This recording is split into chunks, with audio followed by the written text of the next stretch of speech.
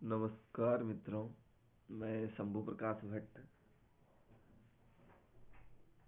इस YouTube channel Sanskrit प्रज्ञा SPB इस YouTube channel के माध्यम से हम अभिज्ञान शाकुंतलम का पाठ चलाने जा रहे हैं। पहला पाठ चल चुका था कुछ दिन पहले, तो बीच में किसी कारणवशात पाठ चलाने में असमर्थ थे, इसीलिए इस पाठ को निरंतरता नहीं दे पाए। अब निरंतरता हम दे पाएंगे। चलिए चलते हैं आगे। हम यहाँ पर परीक्षा की दृष्टि से ही जो श्लोक हैं उन्हीं का अध्ययन अध्यापन करेंगे। जो गद्य है उस पर ज्यादा फोकस नहीं रखेंगे, ज्यादा ध्यान हम श्लोकों पर ही देंगे, क्योंकि श्लोकों से ही सूक्तियां पूछी जाती हैं परीक्षाओं में।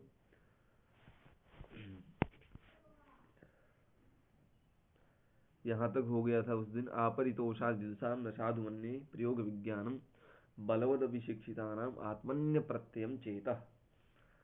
आपरितोषा विदुषाम, जब तक विद्वानों को हृदयगत संतुष्टि नहीं होती है तब तक प्रयोग विज्ञानम, मान ये जो नाटक का जो विज्ञान है, जो नाटक है, इसको साधु न मन्ये, तब तक इसको ठीक नहीं मानता हूँ।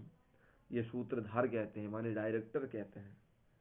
बलवद विशिक्षितानाम आत्मन्य प्रत्ययम चेतः, जिसका दृढ़तर शिक्षिता नाम, जिसने दृढ़तर अभ्यास किया है, वह भी अपने पर विश्वास नहीं करता है। ये कहने के बाद फिर नटी कहती है, एवं एतत् अनंतर करणीयम इदानीम आर्यम आज्ञापयतु। नटी कहती है, आप ठीक कह रहे हैं, इसके बाद क्या करना है आप आज्ञा दें। इसके अनंतर क्या करना है आप आज्ञा दे, ये नटी कहती है। फिर सूत्रधार कहता है,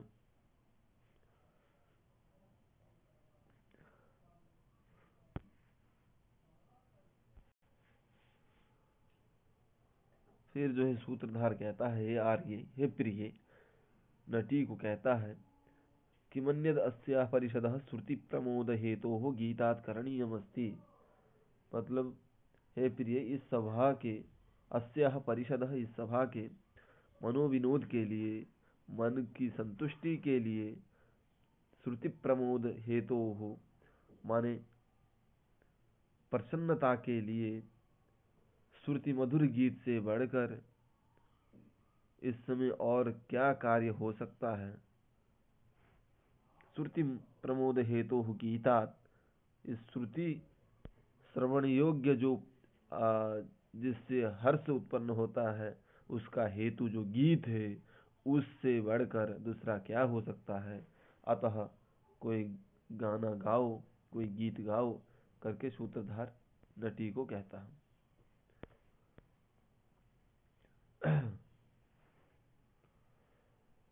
अच्छा, ये दोबारा आ गया है। तो नटी कहती है, अथ कथमं पुनः ऋतुम अधिकृत्य गास्यामि। किस ऋतु को अधिकृत करके मैं गाना गाऊं, गीत गाऊं, ये नटी कहती है। सूत्रधार फिर से कहता है, हे आर्य, हे प्रिय, ननु इमं एव तावत् अचिर प्रवृत्तम उपभोगक्षमं ग्रीष्म समयम अधिकृत्य गीयताम संप्रति। इसी ऋतु को, इसी समय को, तावत् अचिर प्रवृत्तम माने जो यही काल है, जो चिरकाल नहीं, जो दूर का समय नहीं, अचिर, ये जो वर्तमान समय है, उसी को प्रवृत्त करके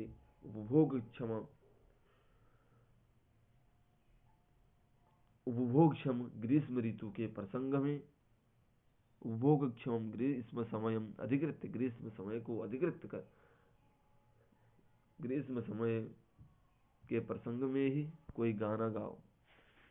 तो संप्रति सुभग सलिलावगाः पाटल संसर्ग सुरभि वनवाताः प्रच्छाय सुलभ निद्रा दिवसाः परिणाम रमणीयाः। सुभग सलिलावगाः, सुभग माने सुंदर, जो सलिल माने जल, जल का सरोवर, अवगाह माने सुंदर जल के सरोवर में स्नान करने में, जल क्रीड़ा करने में बहुत आनंद आता है। सुभग सलिलावगाह, ये सूत्रधार कह रहा है। सुभग माने सुंदर सुंदर, जो सलिल माने तालाब इत्यादि में, अवगाह माने अवगाहन स्नान इत्यादि जल क्रीड़ा करने में आनंद आता है। पाटल माने, पाटल कहते हैं गुलाब के पुष्प को पाटल कहते हैं। उस रक्त पुष्प, पाटल माने रक्त पुष्प के संसर्ग से, पाटल संसर्ग सुरभि बनवाता है। रक्त पुष्प के संसर्ग से, सुरभि माने सुगंधित, वन की जो, वन का जो वायु है, वन की जो हवा है वह कैसी है, तो पाटल संसर्ग सुरभि, पाटल माने गुलाब के पुष्प के संसर्ग से सुगंधित जो वन की हवा है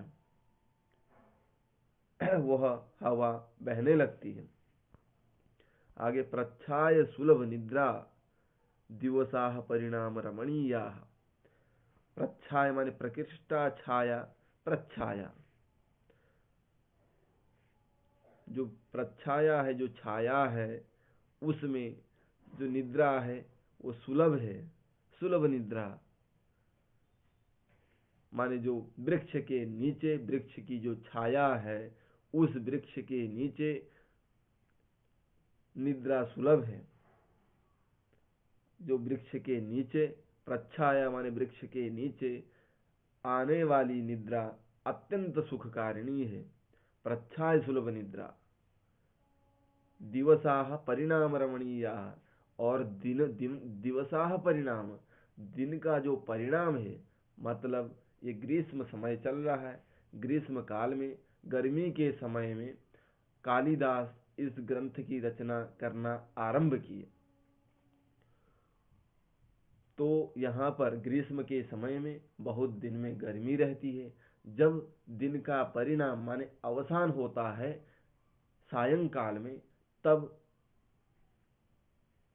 उस गर्मी से पीड़ित लोग, गर्मी दिन का जो परिणाम होता है अवसान समय में, वो आनंद की अनुभूति करते हैं।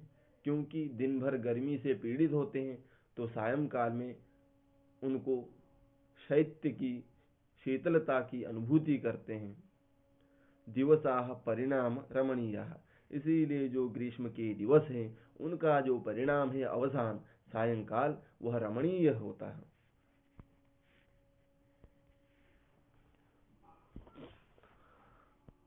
इसकी व्याख्या में भी लिखा है, प्रकृष्टा छाया येषु ते प्रच्छायाः तेषु प्रच्छायायां, तेषु प्रच्छायेषु सुलभाः संप्राप्य निद्रा येषु ते प्रच्छाय सुलभ निद्रा। माने सघनच्छाय वृक्ष निकुंजादि प्रदेश सुलभ स्वापाः परिणामे अवसाने रमणीयाः, परिणाम रमणीयाः अवसान मनोहराः दिवसाः वासराः।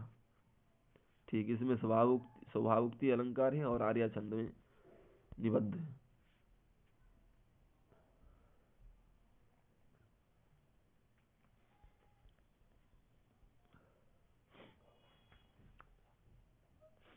इतना सूत्रधार ने कहा तो फिर नटी ने कहा ठीक है।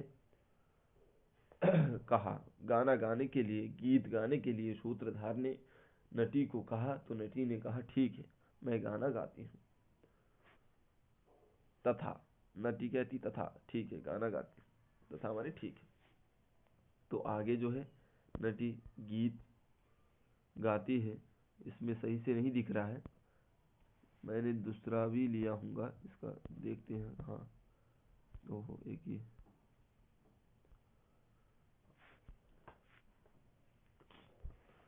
ईषद ईषद चुम्बिदानी भ्रमरहि पश्य सुकुमार केसर शिखानी अवतंसयन्ति दयमानाः प्रमदाः शिरीष कुसुमानि।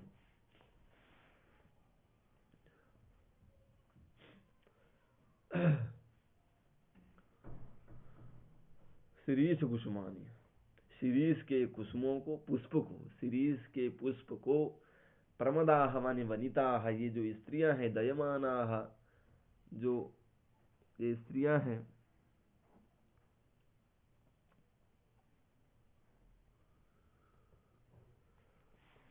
दयमानाह प्रमदाह,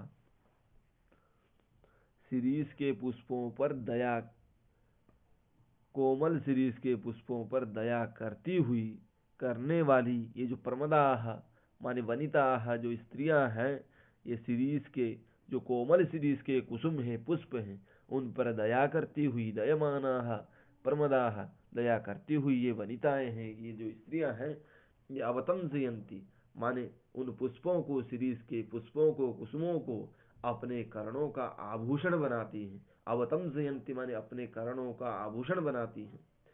वो पुष्प कैसे हैं? तो ईसत ईसत चुंबितानि भ्रमरैः, उन पुष्पों को भ्रमरों ने माने द्विरेफ ने, भ्रमरैः माने द्विरेफैः, भ्रमर ने थोड़ा थोड़ा चुंबन किया है, उस पुष्प के रस का थोड़ा थोड़ा पान किया है। यहाँ पर ईसद ईसद नहीं देते, केवल चुंबितानि कहते तो वह पुष्प में कोई रस नहीं है, माने संपूर्ण रस का उन्होंने चुंबन कर लिया है, उसमें रस नहीं यह होता, इसीलिए ईसद ईसद यहाँ पर दिया है। माने उस पुष्प के रस को पूरी तरह से खत्म नहीं किया है भ्रमरों ने, अपितु थोड़ा थोड़ा उसमें उस पुष्प के थोड़ा ही रस को चुंबन किया है, उसमें रस भी है। ऐसे पुष्प को ईसत ईसत चुंबितानि भ्रमरैः पश्च सुकुमार केसर शिखानि,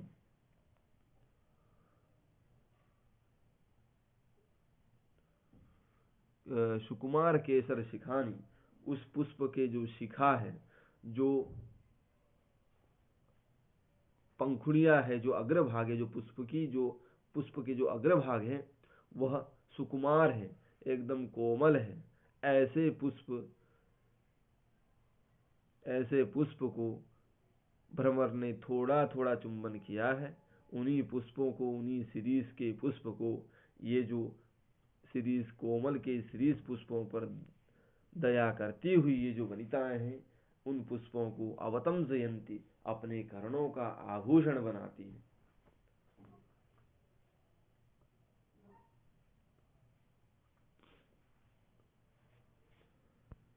आगे सूत्रधार कहता है, आर्य साधु गीतम, हे प्रिय तुमने अच्छा गीत गाया है। अहो रागापहृद चित्तवृत्ति आलिखित इव विभाति सर्वतो रंगः, तुम्हारे इस गीत ने रागा पर, गीत का जो राग है उसने अपहृत चित्तवृत्ति है, उस गीत के राग ने सभी ये मंच में बैठे हुए सभी लोगों के चित्तवृत्ति को अपहरण कर लिया। माने सभी का सभी आपके गाने, आपके गीत में ही खो बैठे और पूरी दुनिया को भूल करके केवल आपके गीत पर ही सभी मंत्रमुग्ध थे। राग अपहृत चित्तवृत्ति ही, तुम्हारे गीत के राग ने सभी के चित्तवृत्तियों का हरण कर लिया। ऐसे लग रहे थे मानो कि आलिखित इव विभाति सर्वतो रंगः, जैसे आलिखित माने लिखित जो चित्र है, जो कोई चित्र बनाया हुआ है, उसकी तरह सभी लोग दिखाई दे रहे थे। विभाति सर्वतो रंगः, संपूर्ण ये जो रंगमंच है, जो मंच है, यह ऐसा लग रहा था कि ये सब चित्र हैं, जो भी यहाँ पर बैठे हैं ये सब लिखित चित्र हैं, ऐसे दिखाई दे रहे थे।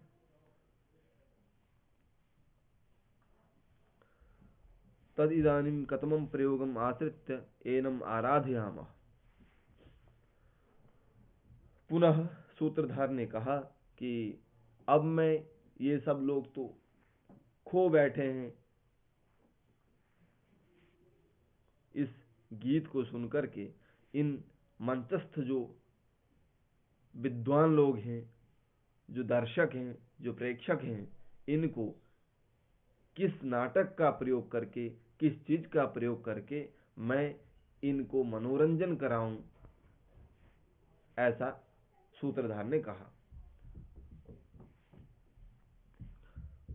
क्योंकि यहां संदेह हो रहा है, क्योंकि पहले स्वयं सूत्रधार ने निर्देश दिया कि यहां पर अभिज्ञान शाकुंतलम नाटक का अभिनय करना है।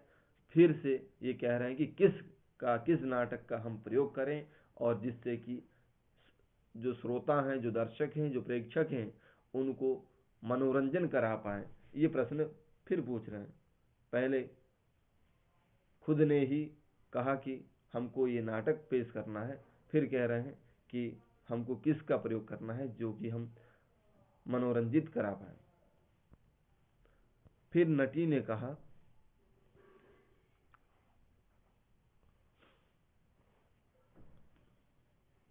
ननु प्रथमम एव आर्येण आज्ञप्तम अज्ञान शाकुंतलम नाम अपूर्वम नाटकम अभिनीयतामिति।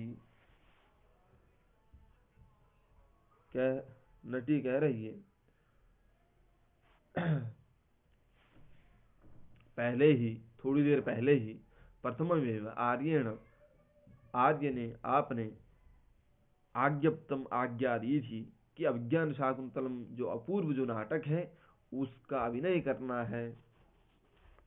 तो फिर से कह रहे हैं कि किसका अभिनय, किस नाटक का प्रयोग करें जिससे कि मनोरंजन करा पाए।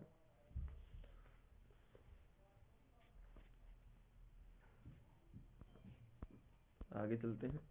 हाँ, फिर से सूत्रधार कहते हैं, आर्य सम्यक अनुबोधितोस्मि, हे आर्य, हे प्रिय, तुमने मुझे सम्यक अनुबोधित किया, सम्यक बताया मुझे। अस्मिन क्षणे खलु विस्मृतम मया एतत्, मैं तो इस क्षण में विस्मृत हो गया था। मतलब यहाँ पर सूत्रधार कालिदास सूत्रधार के माध्यम से बता रहे हैं कि जो नटी ने जो गीत गाया था, उस गीत में वो स्वयं खो बैठे थे, वो स्वयं भूल गए थे। जैसे वो डायरेक्टर होने पर भी, सूत्रधार होने पर भी, जैसे वो खुद भूल गए, संपूर्ण विस्मृत हो गए, केवल उस गीत में ही उनका ध्यान था, उसी तरह उस मंच में बैठे हुए सभी दर्शक, सभी प्रेक्षक भी इसी तरह खो बैठे थे। उनको गीत के अतिरिक्त और किसी का भी ध्यान नहीं था। इस बात को बता रहे हैं। पुनः सूत्रधार कहते हैं, तवास्मि गीत रागेण हारिणा प्रसवम हृतः एष राजेव दुष्यन्तः सारंगेणातिरंहसा। तवास्मि गीत रागेण, तब माने तुम्हारे गीत के राग से, गीत का हारिणा गीत रागेण का विशेषण है। गीत का ऐसा राग जो हरण करने वाला राग, गीत के हरण करने वाले राग के द्वारा, प्रसवम माने बलात्, बलपूर्वकात्, हृतः माने हरण कर दिया मेरा या मेरे मन का। अब यहाँ पर दृष्टांत दे रहे हैं, यहाँ उपमान को प्रदर्शित कर रहे हैं, उपमान को प्रदर्शित कर रहे हैं। एष राजेव दुष्यन्तः सारंगेणातिरंहसा, ऐसे मतलब मेरे मन को, मुझे तुम्हारे हरण करने वाले गीत के राग ने मुझे ऐसे बलपूर्वक हरण किया, जैसे राजेव दुष्यन्तः सारंगेणातिरंहसा, जैसे सारंग नाम का हिरण अतिरंहसा, अति तेज तीव्र वेग से, वेग पूर्वक भागने वाला जो सारंग नाम का मृग जैसे दुष्यंत राजा का हरण कर रहा था। मतलब उस दुष्यंत राजा का ध्यान, लक्ष्य केवल और केवल उस सारंग मृग पर ही था। तो सारंग मृग भाग रहा था तेजी से, और राजा दुष्यंत रथ पर भी उस पर के ही केवल वही लक्ष्य होने के कारण उसके पीछे पीछे भाग रहे थे। इसीलिए उस मृग ने उस राजा दुष्यंत को आकृष्ट करके अपने पीछे पीछे ले जा रहा था। इसीलिए सारंगेणातिरंहसा, अतिरंहसा माने तीव्र वेग से भागने वाले उस सारंग जैसे राजा को खींच कर ले जा रहा था, उसी तरह तुम्हारे इस गीत के राग हरण करने वाले इस गीत के राग ने मुझे हरण कर लिया। एस राजेव दुष्यंत सारंगेणातिरम्मसा।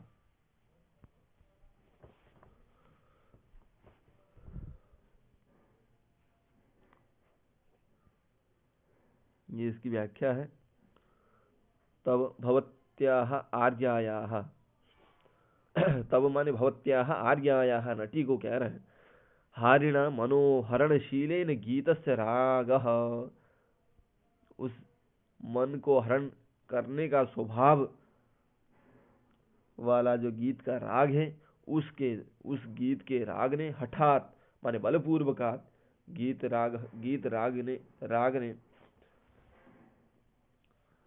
अति वेगात, अतिरम्भसा माने अति वेगात, अति वेग से दौड़ने वाले सारंगेण माने जो हरिण है, जो मृग है, हाँ, जैसे सारंगेणातिरम्भसा, अति वेग से दौड़ने वाला जो मृग है, उसने जैसे राजा दुष्यंत को आकृष्ट कर लिया, उसी तरह खींच लिया, उसी तरह तुम्हारे इस गीत के राग ने, मनोहरणशील जो गीत के राग ने, प्रसवम हृतः बलपूर्वकात, हठात मेरे मन को हरण कर लिया। 5वां श्लोक हो गया, आगे चलते 6वां श्लोक।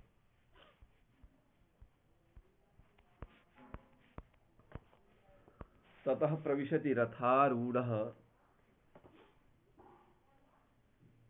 कहते हैं उसके बाद प्रविशति रथारूढ़, रथ में आरूढ़ राजा दुष्यंत, शशर चाप हस्तो, अपने हाथ में शर बाण इत्यादि लेकर के, मृगम अनुसरण, मृग के अनुसरण करते हुए राजा, और सूत, सूत माने सारथी, ये मृग का अनुसरण करने लगे।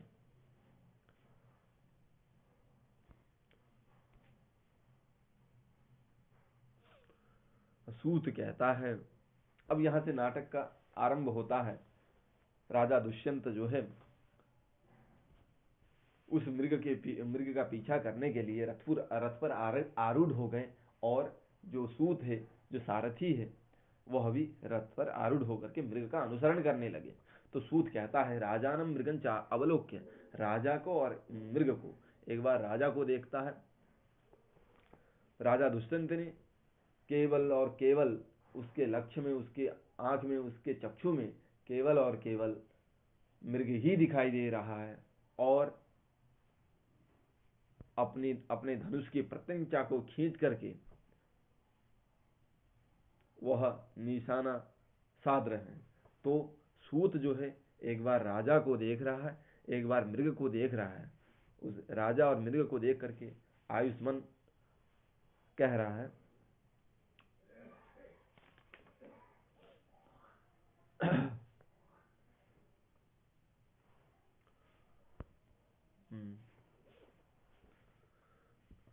कृष्ण सारे ददच्चक्षु तो चाधिज्य कार्मुके।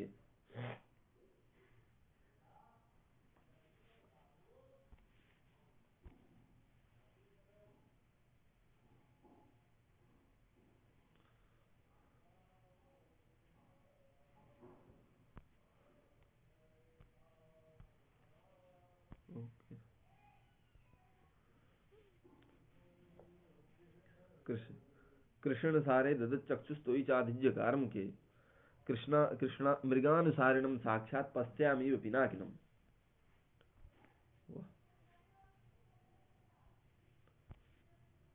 ये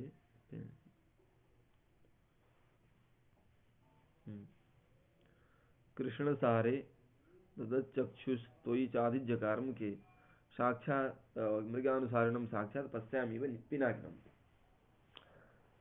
सूत कह रहा है, सारथी कह रहा है राजा को, कृष्ण सारे ददत चक्षु, चक्षु निक्षिपन, कभी मैं कृष्ण सार को देख रहा हूँ, चक्षु का निक्षेप कर रहा हूँ, कृष्ण सार मृग को देख रहा हूँ, जिस मृग के पीछे आप भाग रहे हैं।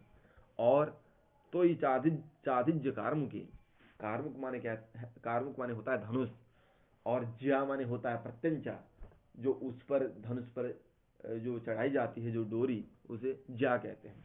अधिज्या माने उस धनुष पर चढ़ाई गई डोरी, और त्वयि माने तुमको, धनुष पर प्रत्यंचा को चढ़ाए हुए आपको, चक्षु निक्षिपन माने उस धनुष पर प्रत्यंचा को चढ़ाए हुए आपको और कृष्ण सार को मैं देख रहा हूं।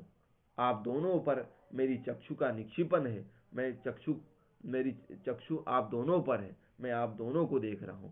एक तो जो धनुष पर प्रत्यंचा को चढ़ाए हुए आप, कार्म के अधिज्य, चाधिज्य कार्म के माने धनुष, उस पर चढ़ाए हुए प्रत्यंचा आपको और कृष्णसार मृग को, चक्षु ददत माने निक्षिपन, आप दोनों को देख रहा हूं।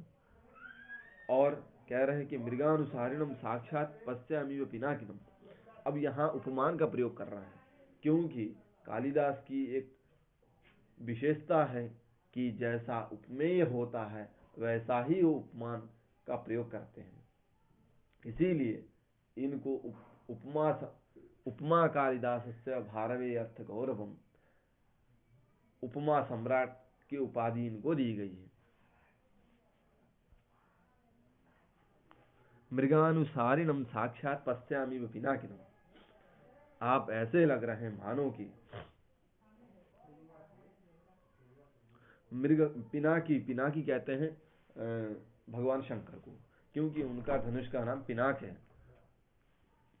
पिनाकिनम मृगानुसारिणम साक्षात पश्यामि पिनाकिनम, साक्षात आप वो लग रहे हैं, पिनाकी की तरह लग रहे हैं। मृग का अनुसरण करने वाले जो पिनाकी हैं भगवान शंकर, उनकी तरह पश्यामि मैं आपको देख रहा हूं। क्यों? एक प्रसंग आता है कि जब सती का अंत हुआ था तो भगवान शंकर क्रोध में आकर के दक्ष को मारने के लिए दौड़ पड़े, तो दक्ष जो है मृग बन करके भागने लगा। तो उसी को यहां बता रहे हैं। तो मृग का उसी समय जो मृग बन करके दक्ष भागने लगा, तो मृग का अनुसारिणम, मृगानुसारिणम पिनाकिनम, जैसे शंकर भगवान उस समय उस दक्ष रूपी मृग का पीछा कर रहे थे। मृगानुसारिणम पिनाकिनम, मृग का अनुसरण करने वाले पिनाकी की तरह, साक्षात मृग का अनुसरण करने वाले पिनाकी की तरह, पश्यामि इव माने तरह, पश्यामि मैं देख रहा हूं आपको, दुष्यंत राजा दुष्यंत मैं आपको इस तरह देख रहा हूं।